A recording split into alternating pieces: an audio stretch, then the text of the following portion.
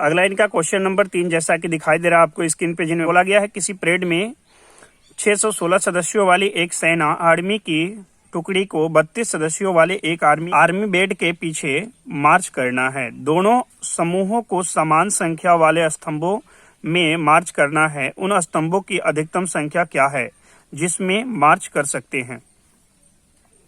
देखिए इसमें जो है आपसे अधिकतम संख्या पूछा गया है, तो इसलिए 616 और 32 का हम क्या करेंगे, HCF निकालेंगे। समझ गए क्यों? क्योंकि अधिकतम का मतलब क्या होता है, आप पढ़े हैं, HCF का मतलब होता है हाईएस्ट। HCF की यदि हम बात करें तो इसका क्या होता है, हाईएस्ट कॉमन फैक्टर होता है। तो यहाँ पे हमसे प्रश्न में पूछा गया है आपसे अधिकतम संख्या पूछा गया है। इस कंडीशन में क्या करेंगे, HCF निकालेंगे। तो चलिए हम कुछ इस प्रकार से आगे लिख ले रहे हैं। तो लिखेंगे स्तंभों की अधिकतम संख्या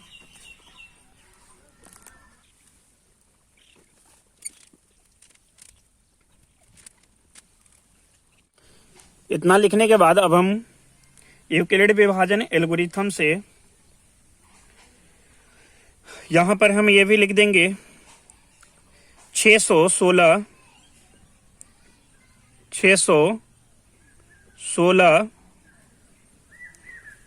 32 से बड़ा है, 32 से बड़ा है, ये बातें लिख देंगे। अब हम आगे लिखेंगे यूक्लिड विभाजन एल्गोरिथम से, तो 616 में हम भाग देंगे 32 से, 616 में 32 से भाग देंगे तो 19 बार में 608 खिलाएंगे और बचेगा आपका 8। तो इन्हें हम लिख दे रहे हैं यूक्लिड विभाजन एल्गोरिथम के रूप में। पहले सबसे बड़ी संख्या को लिखना है, यानी ये बीच में जो भाज्य है, पहले भाज्य को लिखना है, फिर भाजक को लिखना है और गुना में शेषफल। चलिए लिख दे रहे हैं। तो हम लिखेंगे 616 बराबर में लिखना है भाजक को। तो भाजक कितना है, 32 है, तो लिखेंगे 32 को 32 और गुना फिर लिखना है, ये देख रहे हैं ये क्या है, ये भागफल है, भागफल को फिर गुना में लिखना है। तो भागफल 19 है तो 19 को लिखेंगे, फिर प्लस शेषफल। तो शेषफल देख रहे हैं 8 है, तो प्लस में लिखेंगे शेषफल को, शेषफल 8 आ जाएगा।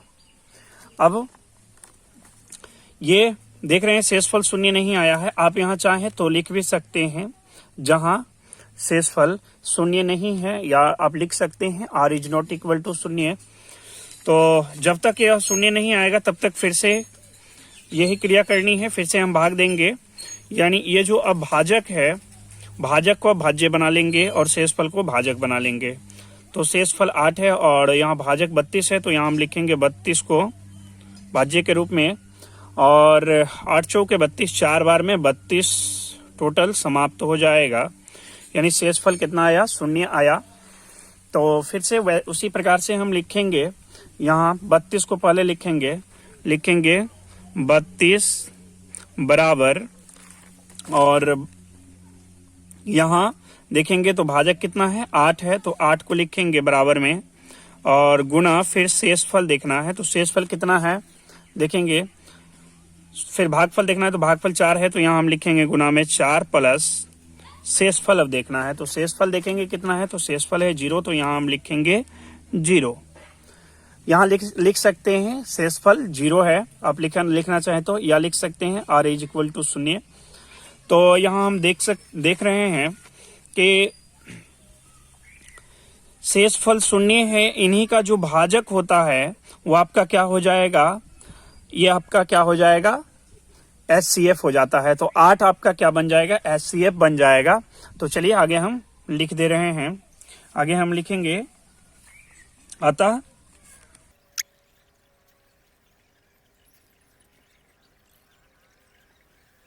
लिख लेंगे। अतः 616 और 32 का HCF 8 होगा। अब नीचे में इनकी आपसे स्तंभों की अधिकतम संख्या पूछा गया था, तो लिख लेंगे स्तंभों की अधिकतम संख्या, इसलिए